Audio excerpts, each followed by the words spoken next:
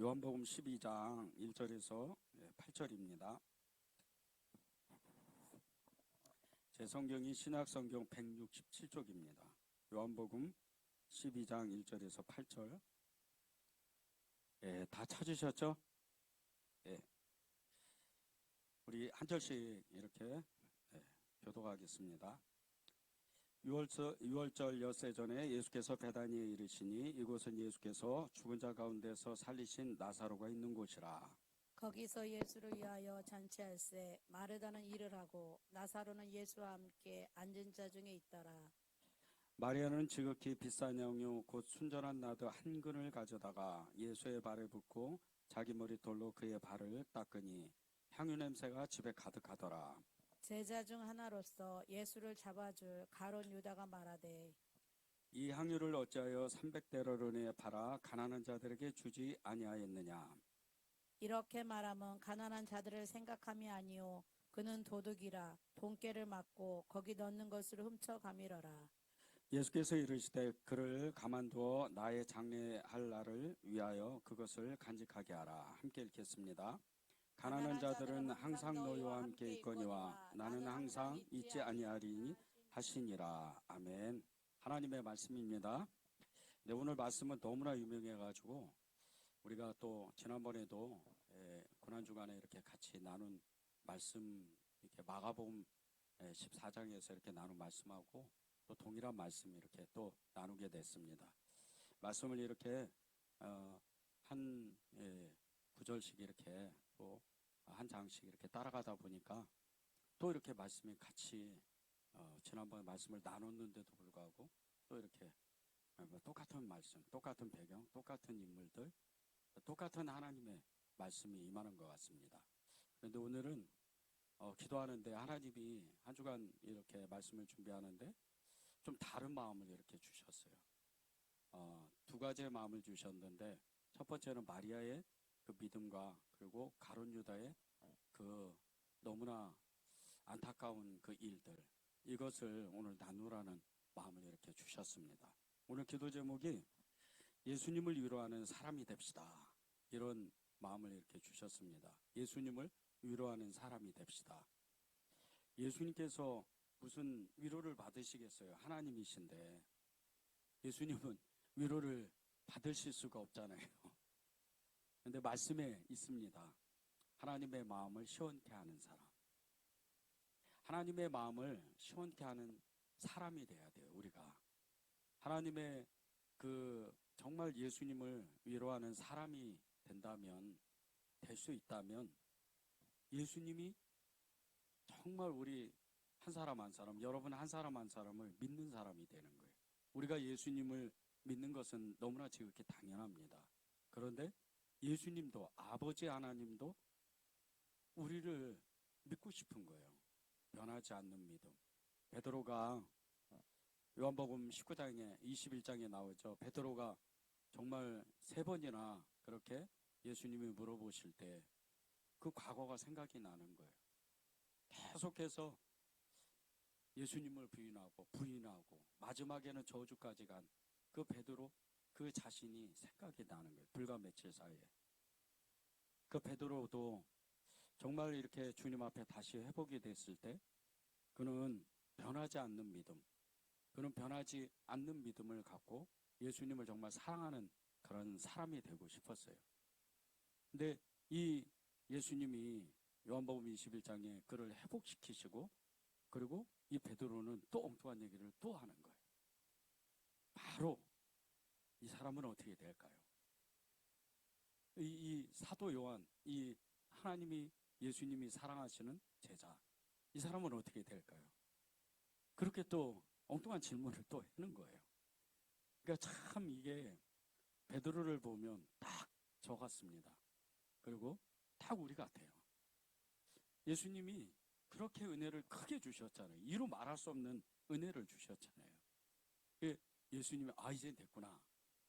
이제 베드로가 나의 수제자가 이제 나의 그 뜻대로 살 수 있을 거야. 그랬는데 갑자기 끝나자마자 엉뚱한 이런 질문을 해야 되는 거예요. 그게 우리의 모습입니다.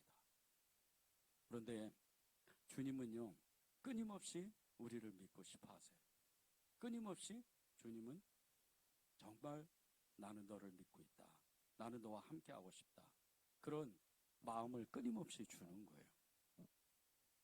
정말 이런 사람이 우리 한 사람 한 사람, 여러분 한 사람 한 사람이 되기를 바랍니다. 1983년 7월 23일 날이요. 카나다의 몬트리올을 출발해서 오타와를 경유해 가서 에드먼트에 향하던 이 에어 카나다 143편 보잉 767기입니다. 이 비행기가 고도 28,000m 상공에서 갑자기 엔진이 멈춰요. 정말 이 오금이 저리는 정말 이게 생명이 왔다 갔다 하는 그런 일이 해발 정말 이 고도 28,000m 상공에서 비행기가 딱 멈췄다고 생각해 보세요. 엔진이 지금 계속 비행을 하는 중에 그 공포가 이루 말할 수가 없습니다. 그런데 이 비행기가 인근에 있는 김리 공군기지에 불시착을 해요. 그리고 기적과 같이 이 승객과 승무원 61명이 살아납니다. 이 비행기의 그 바퀴 랜딩이 바퀴도 내려오지가 않았어요.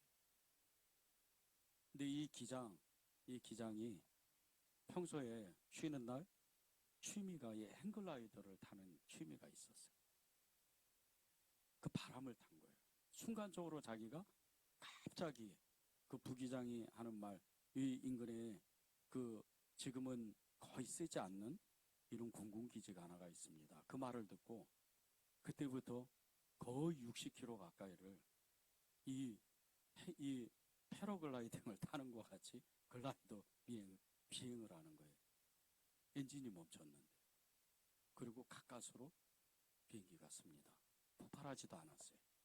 그냥 밑에가 하체가 다 이렇게 찢겨지고 그런 사고만 당한. 승객들은 한 사람도 안 다쳤어요. 기적과 같은 일이죠. 그런데 나중에 이 비행기 사고를 조사하면서 이 카나다 당국이 너무 기가 막혔어요. 이 비행기 사고가 원래는 일어나지 않는 사고랍니다. 너무 어처구니 없게도 이 몬트리올 그 공항에서 비행기에 연료를 채워야 되는데 깜빡 잊은 거예요. 그리고 남아있는 이 연료를 가지고 이 비행을 시작하고 얼마 안 있다가 연료가 다 바닥에 나서 엔진이 멈춘 겁니다. 기적이죠. 이건 진짜 주님이 아니면 이게 살아날 수가 없는 거예요. 그런데 이 사고가 너무나도 어처구니 없게 너무 작은 실수로 그 61명이 다 죽을 뻔했던 거예요. 이게 민간에 떨어졌다고 생각해 보세요. 민가에. 그러면 더 큰 사고가 났겠죠. 우리의 삶 속에서도요. 아주 작은 실수, 잘못 이런 것 때문에 돌이킬 수 없는 일이 우리에게 닥칠 수도 있다는 거예요. 우리의 삶 속에서 너무나 아주 작은 실수, 정말 너무나 작은 일들이 그냥 소홀히 여김으로 인해서 돌이킬 수 없는 그런 일들이 우리에게 닥칠 수도 있다는 거예요. 오늘 말씀이 그 말씀입니다. 오늘 이 말씀에 보면 두 사람의 주인공이 나와요. 마리아와 가룟 유다의 이 이야기가 나오는데 한 사람은 주님 오시는 그날까지 칭찬을 받는 사람이 됩니다. 두말할 것도 없이 마리아죠. 주님이 오시는 그날까지 계속 마리아의 그 이야기를 해야 돼요. 이렇게 하나님이 기억하시는, 하나님이 너무나 칭찬하시는 그런 축복을 받습니다. 그런데 반대로 가룟 유다, 주님이 오시는 그날까지, 아니 이제 하나님의 나라가 이 땅에 임하는 그날까지 가룟 유다는 저주받은 사람으로 그렇게 계속 사람들의 입에 오르내리는 거예요. 믿지 않는 사람들까지도 가룟 유다가 되지 맙시다. 이럴 정도로, 정말 배신자가 되지 맙시다. 이럴 정도로 너무나 정말 안타까운 그런 사람이 돼요. 그런데 이 저주받은 가룟 유다를요, 한마디로 표현하는 말씀이 오늘 나와요. 4절과 6절입니다. 제자 중 하나로서 예수를 잡아줄 가룟 유다가 말하되 이 향유를 어찌하여 300데나리온에 팔아 가난한 자들에게 주지 아니하였느냐 하니 이렇게 말하면 가난한 자들을 생각함이 아니오 그는 도둑이라 돈깨를 맞고 거기 넣는 것을 훔쳐가미러라. 한마디로 도둑이라는 거예요. 이 가룟 유다는 예수님의 12제자 중에 한 사람인데 도둑이라는 거예요. 예수님이 이미 이 가룟 유다가 도둑이라는 걸 알고 있었어요. 이 가룟 유다가 도둑인데 이렇게 된 이유가 있어요. 돈깨를 빼가지고 아무도 없는 곳에 뭐 그때 당시에 어마어마했잖아요. 예수님 따라다니는 사람이 수만 명이었습니다. 그 사람들이 대부분 가난한 사람들이었지만 주님의 말씀을 듣고 하나님의 나라를 알았던 이런 사람들이 십시일반으로 계속 한 푼 두 푼 그렇게 수만 명이 헌금했던 그 헌금은 어마어마한 헌금이에요. 이 12제자 공동체는 물론이거니와 그 예수님을 따라다니는 모든 무리들을 먹여 살릴 정도로 그렇게 어마어마한 돈이었어요. 근데 혼자 있을 때 그 돈을 몰래 빼는 거예요. 그리고 자기 혼자 그 돈을 착복하기 시작을 하는 거예요. 이 사람이 이렇게 된 이유가 두 가지가 있습니다. 첫째는 자신의 야망 때문이에요. 이 가룟 유다는 야망이 어마어마하게 큰 사람이었어요. 단순히 그냥 좀도둑이 아니에요. 야망의 사나이였어요. 정말 야망의 덩어리였어요. 예수님을 따라다니는데 이 사람이 이 가룟 유다가 이 출생이 이 유대 남부 그린요시라는 그 이 동네 출신이에요. 그리고 열심당원이었습니다. 빌립과 같이 예수님의 또 다른 제자 빌립과 같이 그는 열심당원이었어요. 그런데 열심당원도 그냥 열심당원이 아니고 아주 냉철하고 계산을 잘하는 그리고 사리분별을 잘하는 이런 사람이었어요. 그래서 그가 돈깨를 맡아서 이 재정을 공동체의 재정을 관리했던 거예요. 너무나 이게 뛰어난 능력이 있었기 때문에 계산을 아주 잘해요. 그리고 이 사람은 예수님의 제자가 되는 그 순간서부터 죽도록 따라다닙니다. 그의 열심은 이루 말할 수가 없어요. 그도 누가복음 9장 1절에서 6절에 보면 제자들을 예수님이 전도하라고 보내실 때 귀신을 쫓아내고 병을 고치고 전도의 능력이 나타나는 이런 사람 중에 한 사람이었어요. 이렇게 거짓말을 하고 이 돈깨를 다 돈을 빼가는 이런 어마어마한 도둑이 그런 능력을 가지고 있었다는 거예요. 이 사람의 그 머리가 얼마나 좋으면 예수님은 이미 아셨지만 예수님을 이렇게 이용할 정도로 하나님을 이용할 정도로 그런 능력이 있었던 거예요. 이 가룟 유다가 이 나중에는 예수님을 은전 30냥에 파는데 그 은전 30냥이요. 그때 당시에 그렇게 큰 돈은 아니었어요.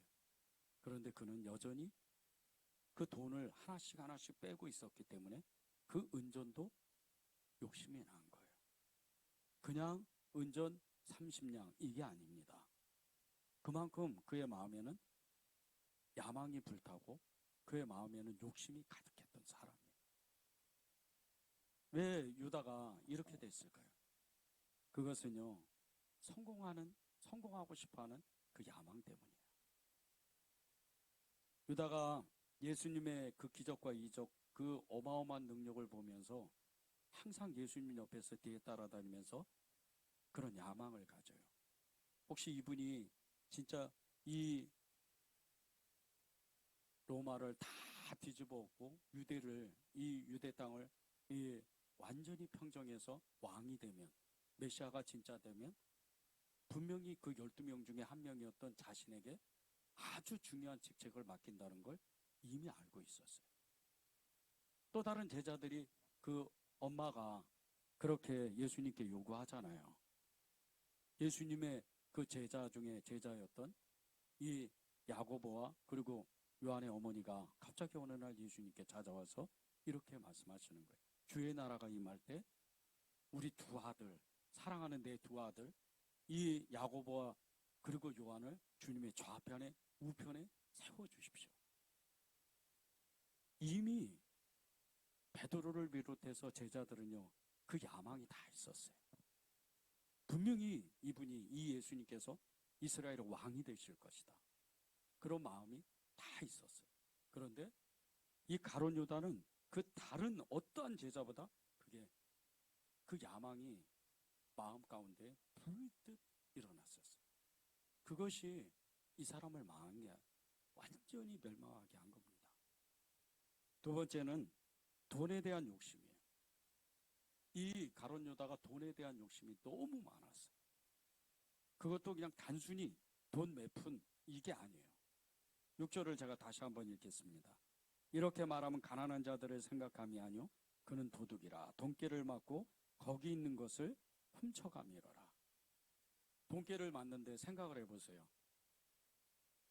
조금 아까 우리가 말씀을 나눈 것처럼 수만 명이 따라다녀요.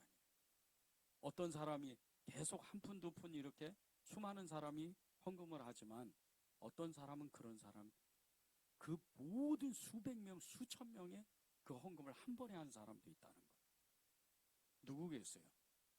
아리마대 요셉, 니고데모, 이런 사람들이에요. 니고데모는 밤에 몰래 주님을 찾아와요. 그는 사내들 요원이고 부자였어요.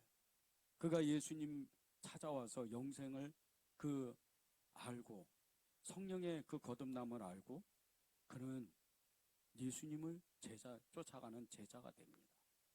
그리고 나서 그가 어떻게 하겠어요? 그 많은 재산을 공동체를 위해서 헌금하는 거예요. 물론 다는 아니겠죠. 그러나 가난한 사람, 연약한 사람들이 헌금한 것보다는 훨씬 커요. 이 가룟 유다는 그거를 알고 있었던 거예요. 많은 사람들이, 그 중에는 보세요, 삭개오 어마어마한 부자입니다. 마태 이루 말할 수 없는 부자예요. 그런 사람들이 헌금하는 거예요. 그런 모든 헌금들을 모아서 돈깨에 넣는 거예요. 그러니 이 돈이 쌓이고 쌓이고 쌓이는데 이 가룟 유다가 돈에 대한 이 도둑이었던 이 가룟 유다가 돈에 대한 욕심이 얼마나 크겠어요. 바늘도둑이 소도둑이 된다고 처음에는 잘 몰라요. 그런데 손이 점점 커지는 거예요. 나중에는 어떻게 보면 돈깨 안에 있는 돈보다 훨씬 더 자기가 많이 가져갈 수도 있었다는 거예요. 이렇게 돈의 욕심을 가졌던 이 유다의 마음, 너무나 사악한 마음이었어요. 그 사악한 마음 가운데 사단이 들어가요. 가만히 있질 않아요, 사단이. 그 마음 안에 사단이 들어가는데 요한복음 13장 2절에 보면요, 마귀가 벌써 시몬의 아들 가룟 유다의 마음에 예수를 팔려는 생각을 넣었더라. 아직 예수님이 잡히신 게 아니에요. 예수님이 이 6월절의 첫날에 마리아에게 마리아를 통해서 그 머리에 다리에 향유를 그렇게 붓고 나서 그것을 300데나리온에 팔면 이 수많은 사람들을 먹여 살릴 거다, 그렇게 이야기를 했는데 거짓말이라는 거예요. 이미 그 마음 가운데 사단의 마음이 가득했기 때문에. 이게 가룟 유다가 돈에 대한 욕심, 그 돈에 대한 탐욕, 이 마음이 사단과 결합해서 이미 가득 찼다는 거예요. 그 욕심 때문에 이 가룟 유다는 예수님께 아무렇지도 않게 거짓말합니다. 마태복음 26장에 보면요, 예수님이 이제 마지막 만찬 가운데 너희 중 12명 중에 한 명이 나를 팔 것이다, 이렇게 말씀을 해요. 그것이 마태복음 26장 21절에 나와요. 너희 중에 한 사람이 나를 팔리라. 근데 그 말을 듣고 바로 이 가룟 유다는 거짓말해요. 너무나 사악한 마음으로 25절에 보면 라비요, 저는 아니죠, 이렇게 얘기해요. 자기가 예수님을 팔 것을 이미 알면서도 거짓말하는 거예요. 사단의 마음으로 가득 차면서도 거짓말하는 거예요. 오늘 6절에 보면요, 이렇게 말하면 가난한 자들을 생각하면요, 그는 도둑이라 돈깨를 맞고 거기 이 넣는 것을 훔쳐간다고 그 말씀과 같이 유다가 돈깨를 맡아서 계속 관리했다면요, 만약에 정말 하나님이 예수님께서 이스라엘을 유대 땅을 다 로마로부터 평정하고 그리고 이 땅이 완전히 자유로운 독립국이 됐다면 이 가룟 유다는요, 어쩌면 유대의 왕이 됐던 이 예수님을 따라서 아마 장관이나 뭐 재정장관이나 이런 사람이 됐겠죠. 그런 욕심이 이 가룟 유다에게 가득했다는 거예요. 근데 이 마음이 이 예수님을 정말 왜곡해서 예수님을 온전한 마음으로 따라가지 않았던 이 가룟 유다의 마음이 처음부터 완전히 달랐다는 거예요. 동기 자체가 다른 거예요. 예수님을 처음에 예수님이 부르셨을 때 이 가룟 유다의 마음은 이미 다른 마음을 가지고 있었어요. 예수님과는 전혀 다른 마음이에요. 우리가 믿음을 가질 때요, 처음에 믿음 생활을 할 때 이 마음이 너무나 중요합니다. 어떤 마음을 가지고 예수님을 믿고 따라갈 것인가. 많은 성도들이 이것 때문에 중간에 가다가 믿음이 떨어지고 심지어는 교회까지 떠나요. 왜 그런 줄 아십니까? 처음부터가 동기부여가 잘못된 거예요. 처음부터 단추를 잘못 낀 거예요. 처음부터 주님을 사랑하는 마음보다는 주님을 이용해서 자기 욕심을 채우려고 하는 거예요. 많은 사람들이 이렇게 자기가 예수님을 믿는다고 그냥 믿는 척하면서 그렇게 삽니다. 이 가룟 유다, 예수님을 진짜 나의 주님으로 믿지 않았던 이 가룟 유다의 비참한 최후를 보세요. 그는요, 예수님을 배신한 후에 그 은전 30냥을 받았던 그 마음을 회개해요. 그런데 그는 진정한 회개가 아니고 후회를 하는 거예요. 그리고 그것을 이 대제사장의 무리에게 갖다 주는데 제사장들이 받지를 않아요. 그리고 그것을 성전 바닥에다가 던져놓고 가서 목매달아서 자살합니다. 그런데 이 목매달아서 죽은 이 가룟 유다가 유다를 보면서 대제사장들이 그가 던진 동전들을 모아서 토기장의 밭을 구입해요. 그런데 이 밭이 나그네의 묘지입니다. 피밭이라 그래요. 거기에 이 가룟 유다를 장사해요. 그런데 이 전승에 의하면요, 그가 죽은 이 가룟 유다가 죽은 이곳이 각종 더러운 것을 버리는 장소고 우상을 섬기던 그런 장소였다는 거예요. 아예 저주 속으로 빠져들어가는 거예요. 예수님에 대한 이 가룟 유다의 배신, 이것이 우리의 그 신앙, 우리의 믿음에 경고를 주는 하나님의 그 말씀 사인이 있어요. 그것은 다른 것이 아니고 오늘 내가 정말 죽음을 뛰어넘는 믿음을 소유한다 할지라도 그 믿음을 내일 가서 그 믿음으로 여전히 나는 산다고 여기면 안 된다는 거예요. 오늘 믿음이 다르고 내일 믿음이 다르고 모레 믿음이 다르다는 거예요. 우리는 조금만 어려움이 오면, 조금만 어려운 환란이 닥치면 이상하게 우리의 마음에 너무나 두려워하고 무서워하는, 너무나 염려하는 그런 마음이 있어요.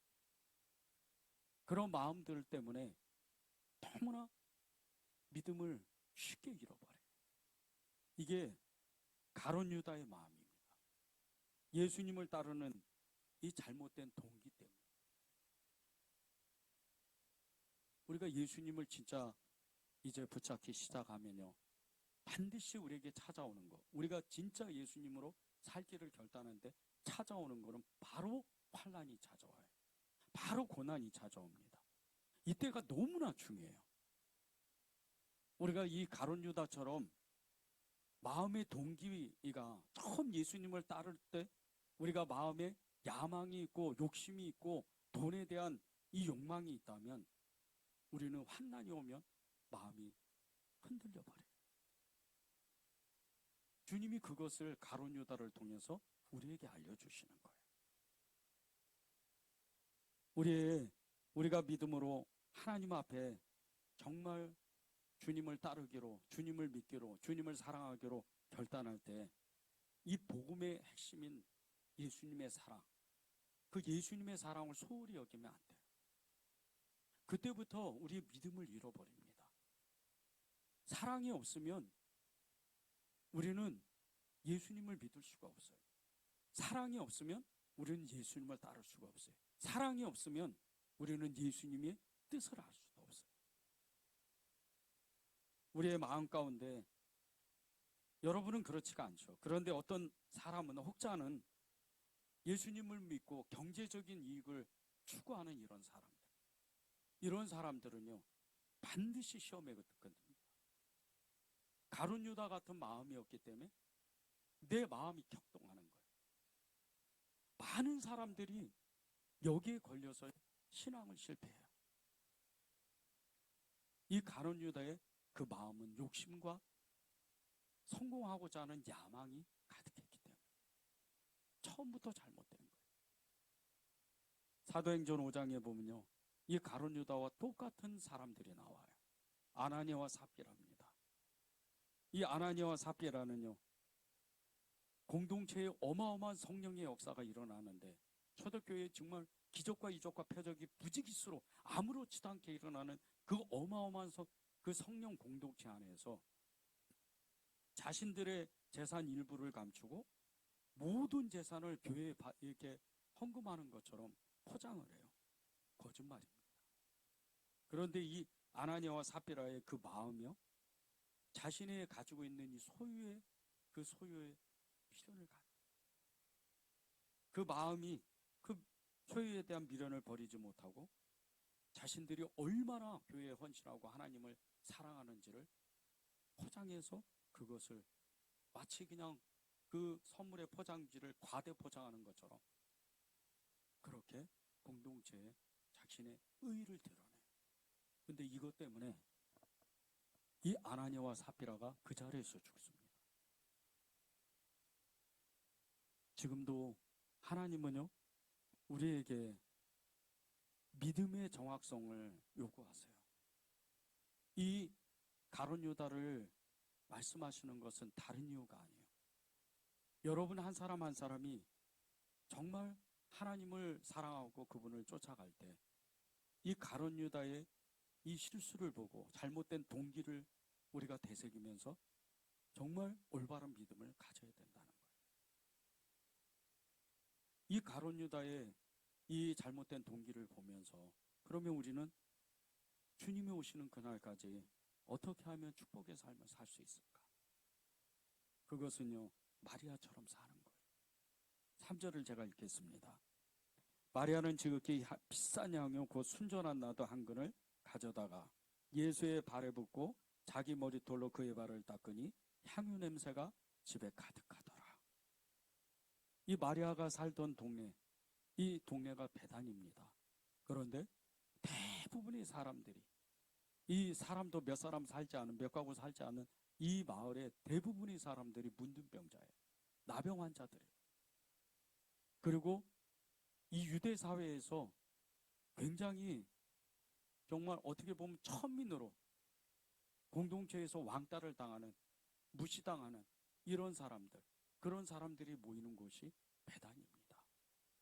그곳에 지금 이 마리아, 그의 오라버니 나사로, 그의 언니 마르다가 사는 거예요.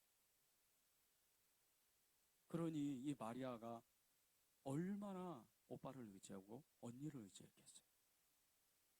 소망이 없어요. 이 베다니 땅에는, 이 베다니 마을에는 삶의 소망이라고는 단 한 점도, 단 한 가닥도 찾아볼 수가 없는 땅이에요.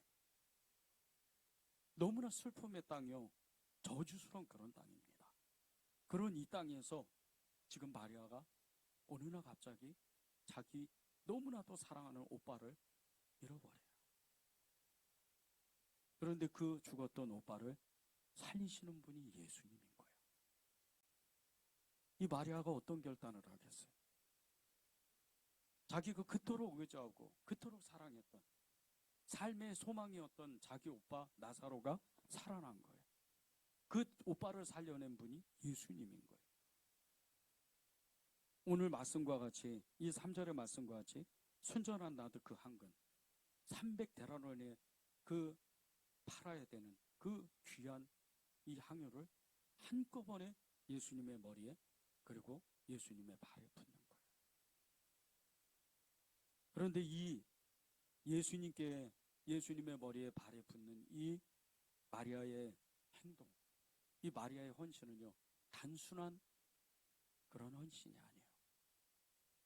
예수님을 전적으로 따르겠다는 그런 결단이에요. 결심이에요. 예수님 당시에요, 여자가 자기 머리털로 남자의 발을 닦는다. 이 뜻은, 이 행동은 어떤 행동이냐면요, 내가 당신을 위해서 모든 것을 순종하고 모든 것을 내가 당신한테 드리고 당신이 어떤 얘기를 해도 나는 거기에 순종하겠다, 순복하겠다, 그런 뜻이에요. 자기의 생명을 예수님께 드린 거죠. 자기 오빠가 살아나는 그 은혜를 받은 이 마리아가 이제는 자기 오빠보다 예수님을 사랑하게 됐어요. 그래서 이 마리아가 예수님을 정말로 사랑하고 그분으로 살기로 결단한 겁니다. 이 마리아의 신앙이 마리아의 신앙을, 마리아의 헌신을 예수님이 받으시고 마태복음 26장 13절에 이렇게 말씀을 하세요.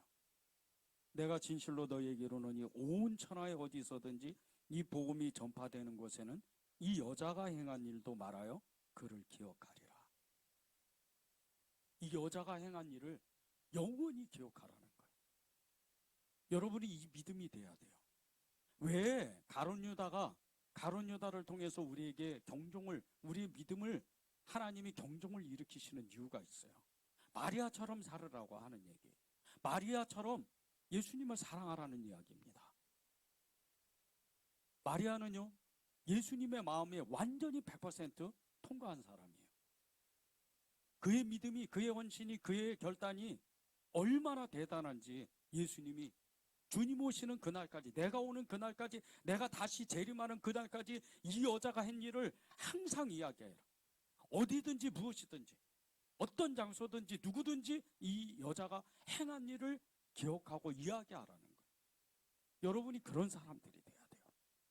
여러분의 그 믿음, 여러분의 그 기도, 여러분의 그 예배, 여러분의 헌신이 그 주님이 기억하시는 그 모든 것이 돼야 돼요. 하나님은요, 여러분에게 여러분의 재산을 하나님께 드리라, 바치라 이렇게 얘기 안 하세요. 여러분의 형편은 다 하셔요. 여러분이 하나님을 어떻게 사랑하는지 다 하십니다. 그런 것은 걱정할 일이 아니에요. 여러분의 마음이 중요한 거예요. 여러분의 마음을 받고 싶으신 거예요. 제가 처음에 예수님을 만나고 제 마음을 하나님 앞에 드리기로 결단할 때 저는 몰랐어요. 열심히 해야 되는 줄 알았어요. 죽도록 그분을 따라가야 되는 줄 알았어요. 근데 어느 날 하나님이 아니라고 그러셔요. 너 있는 조차, 너의 존재 그 자체만으로 나는 사랑한다는 거예요. 깜짝 놀랐어요. 제가 왜 이렇게 열심을 내는 줄 아세요? 그분께 뭘 얻으려고? 아니, 그분을 사랑하니까 그래요.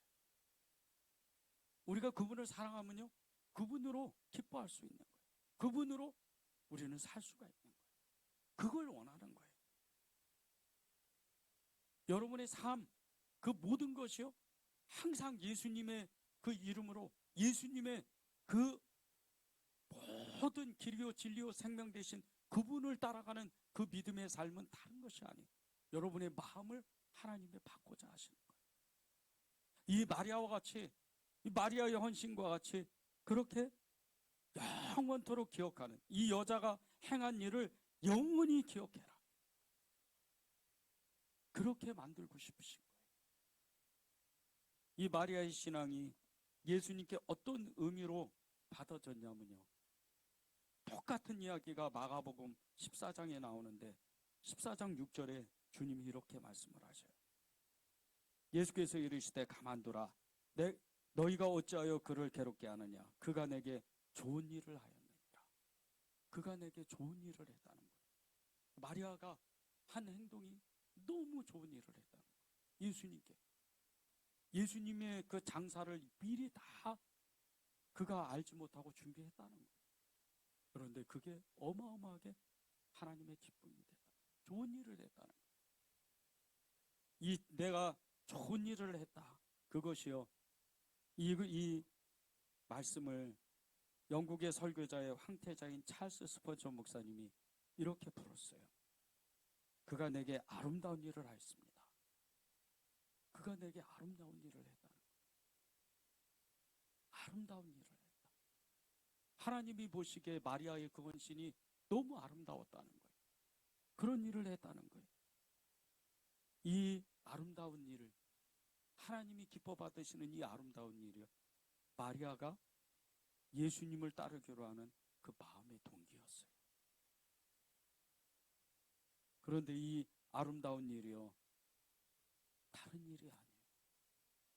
예수님을 사랑하고 그의 뜻에 순종하기로 결단한 믿음이었다는 거예요. 그러면 우리는 예수님을 따르는 것을 어떻게 우리는 순종해야 되나? 하나님의 말씀입니다.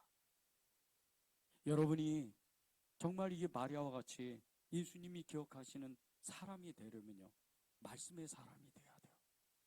말씀이 육신되어 오신 예수 그리스도, 그분이 우리가 말씀을 읽을 때 우리에게 친근하게 다가오세요. 그리고 늘 말씀하세요. 난 너를 사랑한다. 내가 너와 함께 할 것이다. 세상 끝날 때까지 내가 너와 함께 할 것이다. 그리고 자로나 우로나 내가 너를 지키고, 앞뒤로 내가 너를 지키고 사방에 우겨쌈이 당할지라도 주님의 이름을 부르면 위에서 내가 너를 붙잡을 것이라는 거예요. 우리가 말씀을 읽으면 그렇게 주님이 우리를 기억하시고 즉시로 우리의 요구를 들어주시는 거예요. 여러분이 왜 말씀의 사람이 되고, 여러분이 왜 믿음의 사람이 돼야 되고, 왜 여러분이 그렇게 주님을 따르기로 결단해야 되는지 아십니까? 말씀 때문이에요. 이 마리아는 처음에는 몰랐어요. 그런데 자신의 오빠를 살려낸 예수님이 누군지를 정확하게 안 사람이에요. 우리는요, 이 마리아보다 훨씬 더 큰 은혜를 갖고 있는 사람들입니다. 왜 그런 줄 아세요? 말씀이 있기 때문이에요. 마리아의 그 행한 모든 일을 우리는 사복음서에서 다 보는 거예요. 그리고 제자들이 예수님을 어떻게 사랑했는지, 어떻게 따랐는지, 어떻게 말씀대로 살았는지를 우리는 사복음서에서 다 이미 보는 사람들이에요. 그러면 우리의 마음의 동기를, 우리의 마음의 중심을 어디에다 둬야 되겠어요? 말씀입니다. 세상에서 정말 힘들게 하는 사람, 힘들게 사는 사람, 이 힘들게 사는 사람, 그런 사람들이요, 어떤 사람에게 위로를 받으면 너무나 고마워요. 너무나 고마워하는데 2014년도에 현대경제연구원에서 발표한 그 보고서에 의하면요, 2014년도 국내 경제 10가지 트렌드를 이렇게 만들었어요.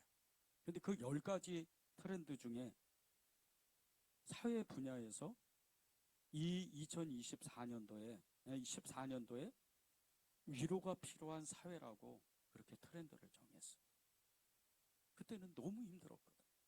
지금도 힘들지만. 그래서 고용, 거주, 노후 불안, 이것이 상시화될 것이라고.